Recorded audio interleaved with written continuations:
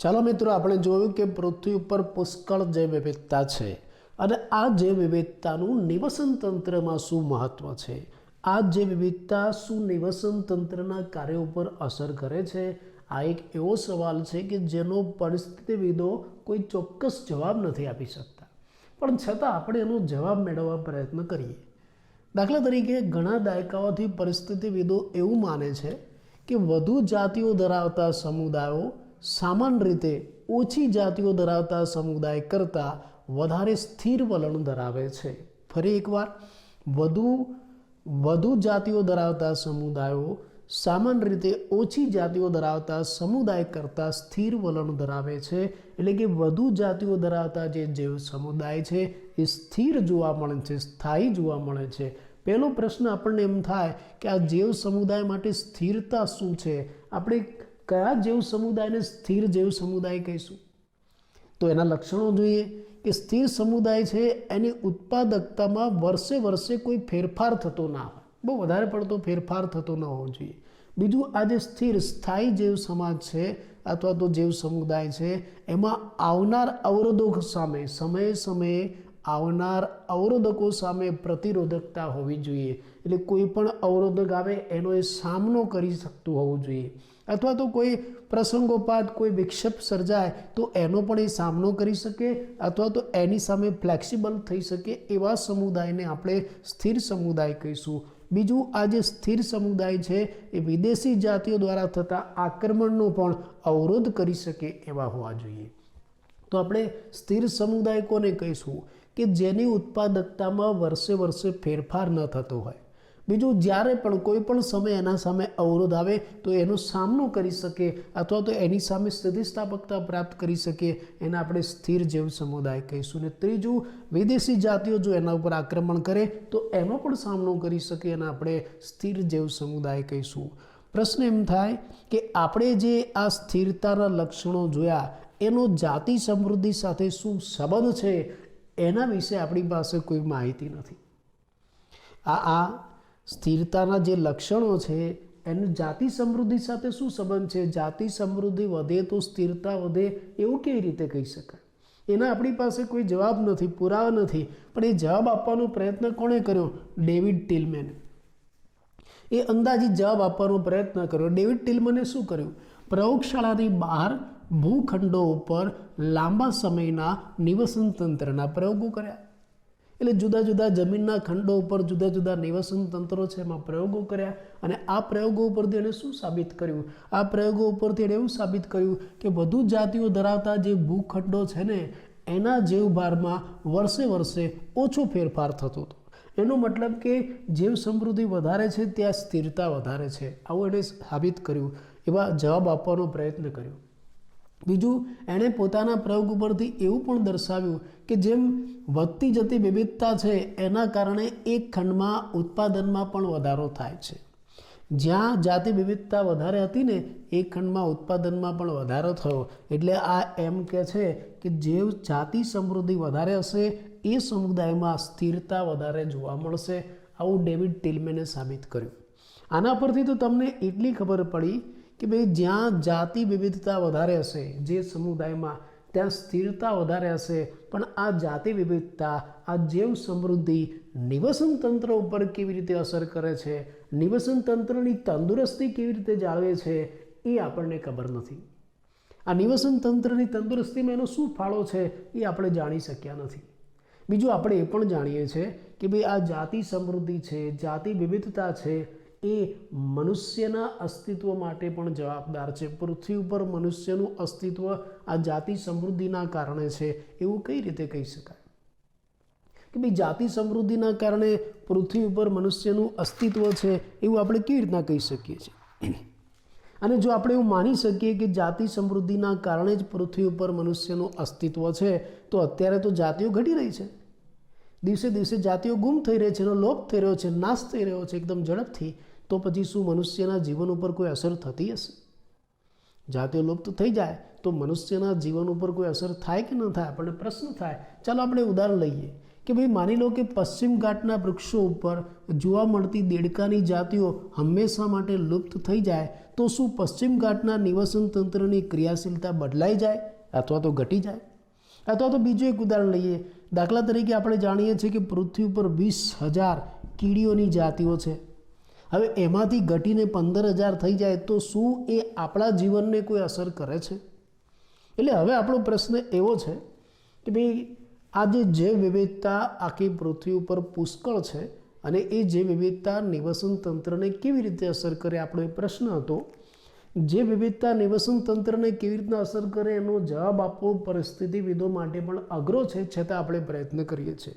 પહેલું આપણે એમ કીધું કે જે સમુદાય પાસે જે વિવિધતા વધારે છે ને એ સ્થિર હોય, અને સ્થિર સમુદાય હોય ને ત્યાં નિવસન તંત્રમાં ઉત્પાદકતા વધારે હોય છે, અને જે સ્થિર સમુદાય છે ને ત્યાં જીવભાર પણ સારો હોય છે, એવું આપણે કહી શકીએ. આવો પ્રયત્ન કોણે કર્યો? ડેવિડ ટિલમેન. હવે બીજું આપણે એમ કહીએ છીએ કે આ જે વિવિધતા છે એ મનુષ્યના અસ્તિત્વ ઉપર, એના જીવન ટકાવી રાખવા ઉપર પણ અસર કરે છે. પણ એક બાજુ આપણે એમ કહીએ છીએ કે વર્તમાન સમયે આ જાતિ વિવિધતા, આ જૈવ સંપત્તિ ધીરે ધીરે નાશ પામી રહી છે, તો શું એની આપણા જીવન ઉપર કોઈ અસર થાય અથવા તો નિવસન તંત્રની તંદુરસ્તી ઉપર કોઈ અસર થાય? તો આપણે એક ઉદાહરણ લીધું કે પશ્ચિમ ઘાટના વૃક્ષો ઉપર દેડકાની જાતિઓ છે બધી લુપ્ત થઈ જાય માન લો કે, તો શું પશ્ચિમ ઘાટના નિવસન તંત્રની ક્રિયાશીલતા બદલાઈ જાય, ઘટી જાય? બીજું એક ઉદાહરણ કે ભાઈ પૃથ્વી ઉપર 20,000 કીડીઓની જાતિઓ છે, એ 20,000માંથી 15,000 થઈ જાય તો શું એની આપણા જીવન ઉપર કોઈ અસર થાય કે નહીં? આ એક પ્રશ્ન છે. એનો જવાબ આપવા માટે આપણે પોલ એહર્લિક નામના વૈજ્ઞાનિકે જે રિવર્ટ પોપર હાઇપોથિસિસ આપી છે એનો વિચાર કરવો પડે કે ભાઈ આ જે વિવિધતા એના નિવસન તંત્ર ઉપર અને મનુષ્યના જીવન ઉપર શું અસર થાય છે, એનો જવાબ આપવા માટે આપણે એક હાઇપોથિસિસ ભણવી પડશે. આ પોલ એહર્લિક એ સ્ટેનફોર્ડનો એક પરિસ્થિતિવિદ હતો. પોલ એહર્લિક નામ યાદ રાખજો. અને એને એક સંકલ્પના રજૂ કરી, કઈ? Rivet પોપર hypothesis. બહુ ઇન્ટરેસ્ટિંગ, રસપ્રદ, મજાની સંકલ્પના છે. એણે શું કર્યું? નિવસન તંત્રને વિમાન સાથે સરખામણી કરી. કોઈ પણ નિવસન તંત્ર છે એ નિવસન તંત્રની વિમાન સાથે સરખામણી કરી, અને એ વિમાનના મુસાફર એટલે મનુષ્ય, આપણે વિમાનમાં મુસાફરી કરતા મુસાફર એટલે માનવ, મનુષ્ય, અને એ વિમાનના જુદા જુદા ભાગોને જોડવા માટે ખીલીઓ વપરાય. ઇંગ્લિશમાં રિવેટ શબ્દ વાપરેલો છે. એ રિવેટ એટલે જાતિઓ, રિવેટ અથવા તો ખીલ્લી એટલે જુદી જુદી જાતિઓ.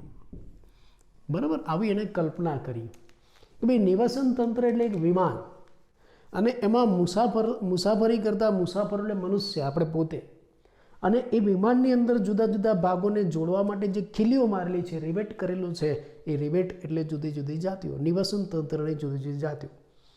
હવે શું કે છે, આ મુસાફરો કેવા છે? આપણા જેવા છે. આ મુસાફરો કેવા છે? દાખલા તરીકે આ ઘણી વખત આપણે ત્યાં તમે જોજો, મુસાફરો બસમાં મુસાફરી કરતા હોય ને તો એસટીની સીટો ફાડીને લઈ જાય, ઘણા તો કાચ તોડીને લઈ જાય. આપણે ત્યાં એવો કિસ્સો બન્યો હતો. સરકારે એક સરસ મજાની ટ્રેન બનાવી હતી. ટ્રેનની દરેક સીટ ઉપર સ્ક્રીન હતું, દરેક સીટ ઉપર પંખા હતા. થોડો ટાઈમ ગયો ને તો આખી ટ્રેનમાંથી દરેક સીટ ઉપરથી સ્ક્રીનો ગાયબ થઈ ગઈ, પંખાઓ પણ નીકળી ગયા. આ મુસાફર. બસ માન લો કે આવા મુસાફર વિમાનમાં જતા રહે મુસાફરી કરવા, તો શું કરે? કંઈ ના મળે ને તો પેલા ખિલ્લા છે, રિવેટ છે, એ કાઢી કાઢી ખિસ્સામાં ભરીને ઘરે લઈ આવે.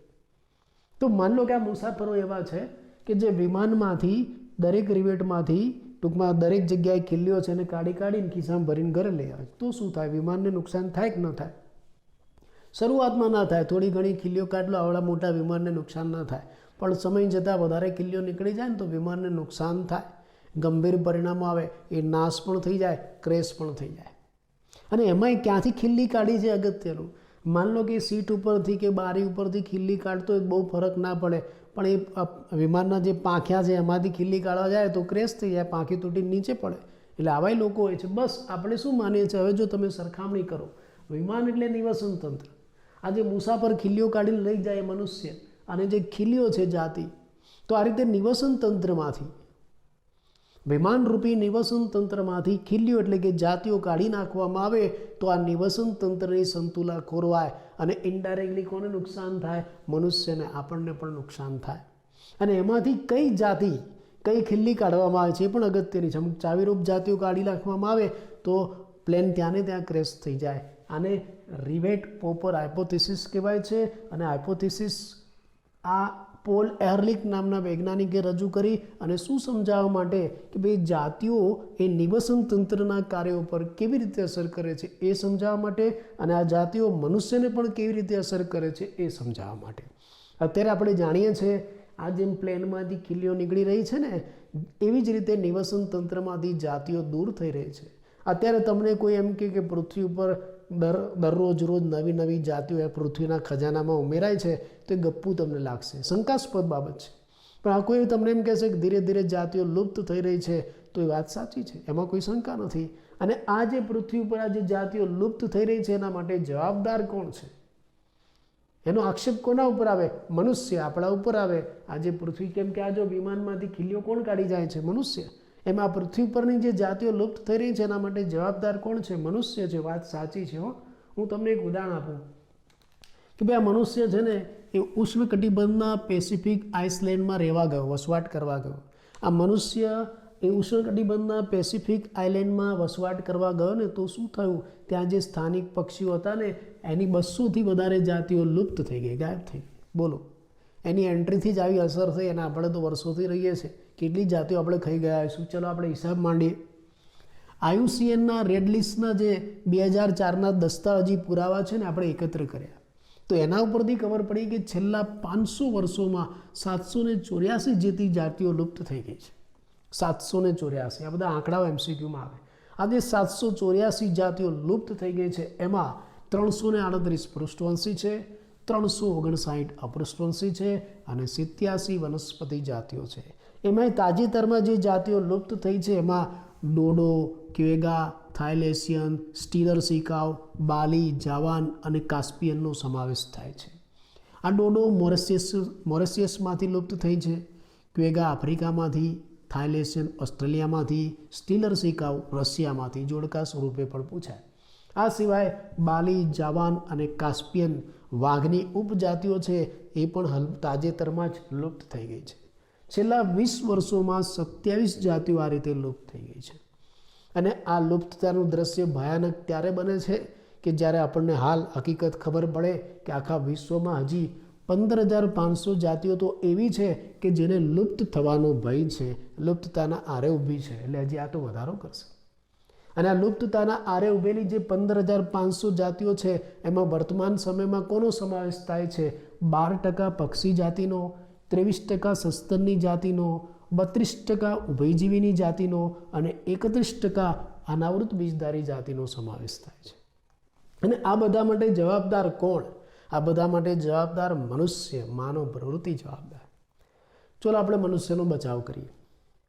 જો આપણે પૃથ્વી ઉપર જીવનના ઇતિહાસની વાત કરીએ અને એના અશ્મિ પુરાવા ભેગા કરીએ તો આપણને ખબર પડશે કે આ જે અત્યારે જાતિનો લોપ થઈ રહ્યો છે એવો લોપ તો મનુષ્યના અવતરણ પહેલાં, મનુષ્યના અસ્તિત્વ પહેલાં થયેલો છે. જ્યારે મનુષ્ય નહોતો ને ત્યારે પૃથ્વી ઉપર આવી રીતે જાતિઓનો સામૂહિક લોપ થયેલો છે. અને પાછો 1-2 વખત નહીં, 5 વખત થયેલો છે. 5 વખત સામૂહિક લોપ પૃથ્વી ઉપર જાતિઓનો થયેલો છે, સામૂહિક લોપ. અને એ પણ ક્યારે? મનુષ્યના અસ્તિત્વ પહેલાં. અત્યારે આપણા સમયમાં જે લોપ થઈ રહ્યો છે ને એ તો 6ઠ્ઠી વખતનો છે. આ પણ ફરક 6ઠ્ઠી વખતે અત્યારે હાલ જે લોપનો દર ચાલુ છે ને એ પહેલાં 5 વખતના લોપના દર કરતાં વધારે છે. કેટલો વધારે છે? 100 થી 1000 ગણો વધારે છે. 100 થી 1000 ગણો વધારે છે આ દર. આ દર આજકાલનો નથી. લોપ તો પહેલાંય થયું હતું, મનુષ્ય હતો નહીં ત્યારે. 3 બિલિયન વર્ષ પહેલાં જ્યારે પ્રથમ સજીવ અસ્તિત્વમાં આવ્યો, જે વિવિધતાની શરૂઆત થઈ ત્યારથી આજ દિન સુધીમાં મનુષ્ય આવ્યો ત્યાં સુધીમાં તો 5 વખત લોપ થઈ ગયેલા છે. આ મનુષ્યવાળો તો 6ઠ્ઠી વખતનો છે. પણ મનુષ્યનો આ વર્તમાન સમયનો જે લોપ છે ને ખૂબ જ ઝડપી દરે થઈ રહ્યો છે. 100 થી 1000 ગણો વધારે છે. આગળના 5 કરતાં આ 100 થી 1000 ગણો વધારે છે. અને આ જ દરે જો લોપ ચાલુ રહેશે ને તો પરિસ્થિતિવિદોએ એક ભયજનક ચેતવણી આપી છે. જો આ જ સિલસિલો ચાલુ રહેશે ને તો આવતા 100 વર્ષોમાં આપણી જે પૃથ્વી પરની 50% જાતિઓ છે એનો નાશ થઈ જશે. એટલે આપણે એના વિશે કંઈક વિચારવું પડશે. શું વિચારીશું આપણે એનો જવાબ આગળ આપીશું, પણ એ પહેલાં અત્યાર સુધી આપણે જે અભ્યાસ કર્યો એનું ટૂંકમાં શાંતિથી રિવિઝન કરી લઈએ.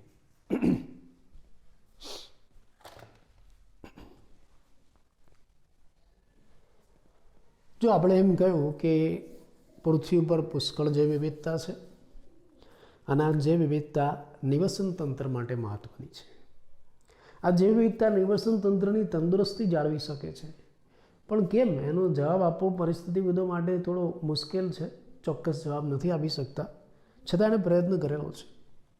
પરિસ્થિતિવિદો એવું માને છે કે ભાઈ કોઈ પણ નિવસન તંત્રમાં જેમ જૈવ વિવિધતા વધારે હોય ને એમ એ નિવસન તંત્રની તંદુરસ્તી જળવાય છે. કેવી રીતે? તો પરિસ્થિતિવિદો એવું માને છે કે વધુ જાતિઓ ધરાવતો જે સમુદાય છે ને એ ઓછી જાતિઓ ધરાવતા સમુદાય કરતાં સ્થિર હોય. એટલે જે નિવસન તંત્રમાં વધુ જાતિઓ હશે એ નિવસન તંત્ર સ્થિર હશે, સ્થાયી હશે. એ નિવસન તંત્ર સ્થિર હશે, સ્થાયી હશે.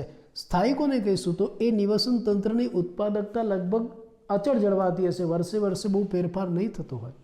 એ નિવસન તંત્રમાં જુદા જુદા અવરોધકો આવતા હશે ને તો ત્યાંના જૈવ સમુદાયનો સામનો કરી શકતા હશે.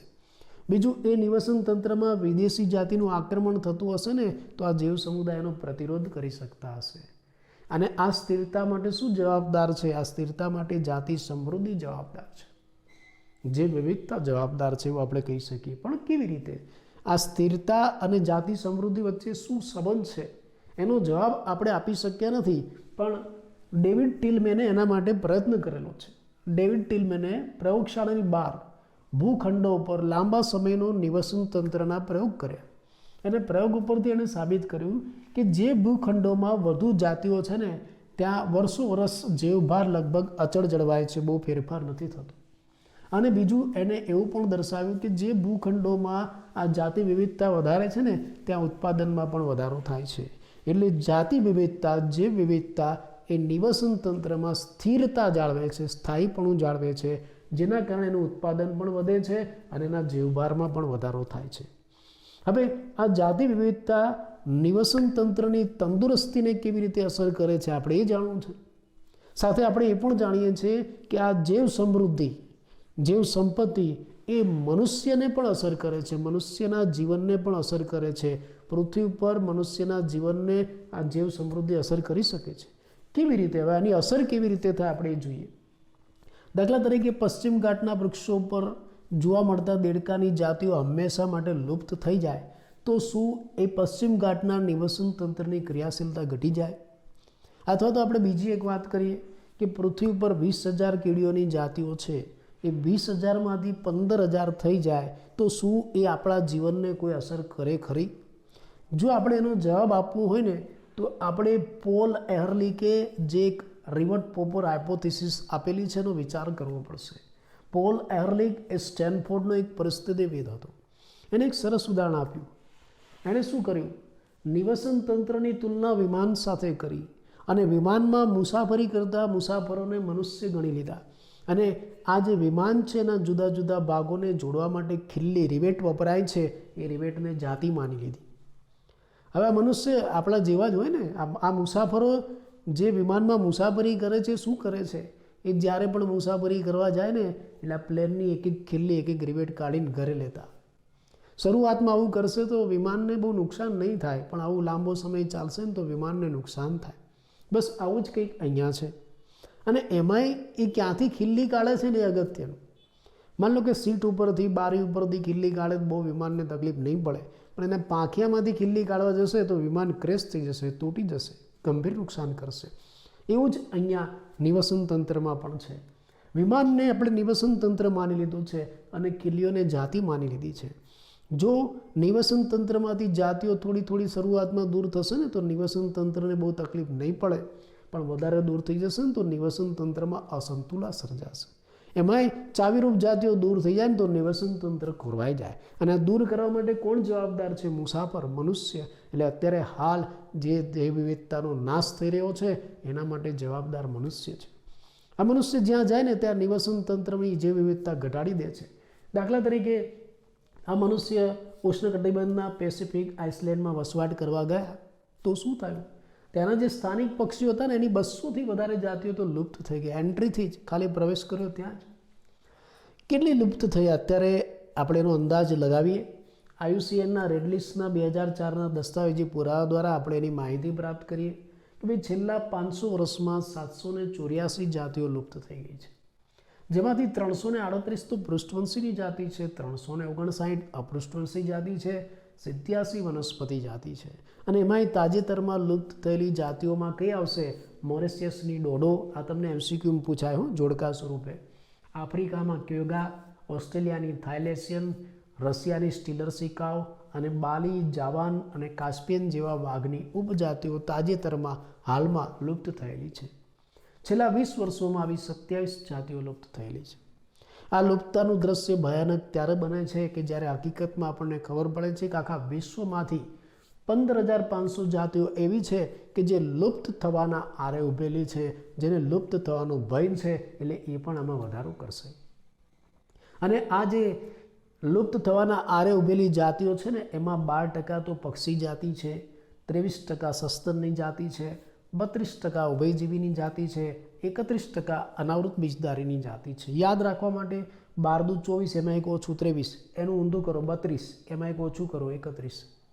હવે આ લુપ્તતા માટે મનુષ્યની પ્રવૃત્તિ જવાબદાર છે. આપણે એનો બચાવ કરીએ કે ભાઈ જો આપણે જીવનના ઇતિહાસની વાત કરીએ અને પૃથ્વી ઉપરથી એમાં અશ્મિ પુરાવા ભેગા કરીએ તો આપણને ખબર પડશે કે આ જે લુપ્તતા અત્યારે ચાલી રહી છે એ આજકાલની નથી. મનુષ્યના અસ્તિત્વ પહેલાં પણ આ રીતે લુપ્તતા થઈ છે, લોપ થયેલો છે, સામૂહિક લોપ થયેલો છે. લાંબા સમય પહેલાં 3 બિલિયન વર્ષ પહેલાંની વાત કરીએ કે જ્યારે પૃથ્વી ઉપર પ્રથમ સજીવ અસ્તિત્વમાં આવ્યો હતો, જે વિવિધતા અસ્તિત્વમાં આવી હતી, ત્યારથી અત્યાર સુધીમાં 5 વખત લોપ થઈ ગયો છે અને આ 6ઠ્ઠો લોપ ચાલી રહ્યો છે. એ આગળના 5 વખતનો જે લોપ થયો ને એમાં મનુષ્ય હતો જ નહીં, 6ઠ્ઠા વખતમાં મનુષ્ય છે. ફરક એટલો છે કે 6ઠ્ઠા વખતમાં જ્યારે મનુષ્ય છે, માનવ પ્રવૃત્તિઓ થઈ રહી છે, ત્યારે લુપ્તતાનો દર ઝડપી થઈ ગયો છે. આગળના 5 કરતાં 100,000 ગણો વધારે થઈ રહ્યો છે. અને એટલે જ પરિસ્થિતિવિદો આપણને એક ચેતવણી આપે છે કે ભાઈ આવતા 100 વર્ષમાં જો આ જ સતત સિલસિલો ચાલુ રહેશે, આ જ લોપનો દર ઝડપથી ચાલુ રહેશે તો 50% પૃથ્વી ઉપરની જાતિઓ નાશ પામશે. તો એના માટે આપણે શું કરી શકીએ? આપણે આગળ વિચારીએ. માન લો કે આવી જે વિવિધતા ઘટી જાય તો એની અસર શું થાય? ચાલો આપણે જોઈએ.